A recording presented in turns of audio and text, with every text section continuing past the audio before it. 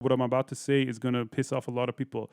Hijab is a symbol of oppression in our country, okay? And what the people want is for them to have the choice to whether or not they want to have the hijab or to dress however they want to. I'm sorry, I don't want to swear on the show. It's such a fundamental issue that has completely terrified the regime.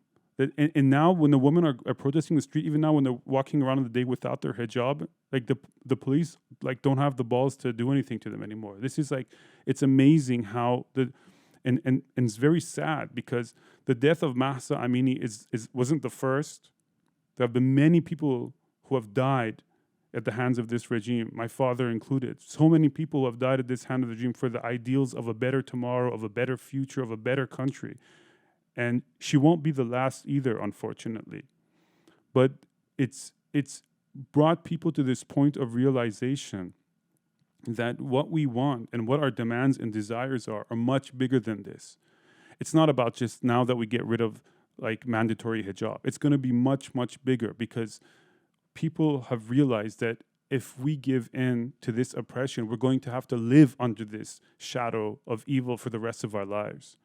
And to my Western friends, you know, I mean, I consider myself to be like super progressive and liberal about everything. I mean, the idea is that I don't really care what you wear or how you wear it, but and I understand the historical implications of colonialism, of imperialism, of how certain miscalculations by the American government, the British government, and other European governments have caused and wreaked so much havoc in the Middle East. No one is denying that. I understand all of that. But when I see people like, I'm looking at you, Code Pink, and other similar like woke groups who cuddle up to these vicious monsters and try to paint them in a picture where they're peaceful people with a different culture, that's absolute bullshit. That's absolute bullshit. Okay? And people want me to say this so the rest of the world can hear this. Don't use this as an excuse. And I'm not being Islamophobic. I'm not, even though I deeply dislike all religion, I'm not a fan of religion, but I respect everybody's right to believe in whatever faith they have. The problem is, though, with a lot of religions, specifically Islam, is that this idea of how they always want to enforce their beliefs upon you, especially on women. And this is something that needs to be addressed because Mahsa Amini was our George Floyd moment.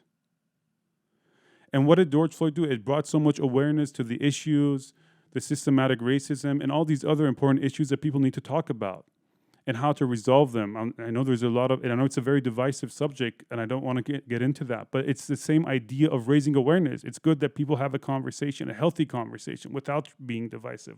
But to understand that the people in Iran, especially the women, do not have the choice.